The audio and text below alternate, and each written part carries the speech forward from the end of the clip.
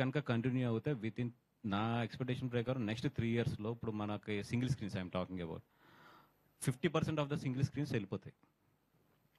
వెళ్ళిపోయిన రోజున theatrical business అనేది అంటే ఇప్పుడు మనం ఏదైతే ఊహిస్తున్నాం ఇంక్లూడింగ్ పెద్ద హీరోలకు కూడా ఒక 30-40% థియేట్రికల్ బిజినెస్ పోతుంది. మరి ఇది అందరికీ తెలిసిన విషయమే, ప్రొడ్యూసర్లకు అందరికీ తెలిసిన విషయమే, మీడియాకి తెలిసిన విషయమే, అందరికీ తెలిసిన విషయమే. థియేటర్ సిస్టమ్ అనేది ఒక పక్కన కిల్ అయిపోతుంది అనేది. దీన్ని కరెక్ట్ చేయడానికి ఆల్రెడీ హిందీ ఇండస్ట్రీ కరెక్ట్ చేసుకుంది, మలయాళ ఇండస్ట్రీ చాలా బాగా కరెక్ట్ చేసుకుంది. మరి తెలుగు ఇండస్ట్రీ ఇంత పెద్ద ఇండస్ట్రీ అందరూ మాట్లాడుకుంటున్నారు కానీ ఎవరు ఎదురుకొచ్చి దీన్ని కరెక్ట్ చేద్దాం అనేది మాత్రం జరగట్లేదు. ఈవెన్ మొన్న పవన్ కళ్యాణ్ గారు మీటింగ్లో అందరూ కూర్చున్నప్పుడు కూడా ఆయన పవన్ కళ్యాణ్ గారు రాకముందు ప్రొడ్యూసర్స్ అందరూ డిస్కస్ చేసుకుని మనం అందరూ కూడా ఒక అడుగు వేయాలి, కంపల్సరీ మళ్ళీ జనాల్ని థియేటర్ తీసుకురావాలంటే కొంచెం ఓటీటీ గ్యాప్ పెంచాలి అని మాట్లాడుకుంటున్నారు. కానీ అట్ ది సేమ్ టైం వచ్చినప్పటికీ మళ్ళీ మన తెలుగు ఇండస్ట్రీలో ఉన్న బాధాకరం ఏంటంటే అందరూ మాట్లాడుకుంటాం, మళ్ళీ ఎవరు ఆఫీస్కి వెళ్తే వాళ్ళ సినిమా వాళ్ళదే, వాళ్ళ డబ్బులు వాళ్ళే.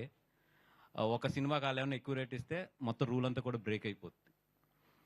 ఇది ఒక ఛాంబర్ కూర్చుని ఒక థియేటర్స్ దగ్గర నుంచి ఎగ్జిబిటర్స్ కూడా కూర్చుని వీళ్ళందరూ కలిసి కట్టుగా దీన్ని ఒక ఎదరికి తీసుకెళ్తే తప్పితే ఇది అవ్వదు.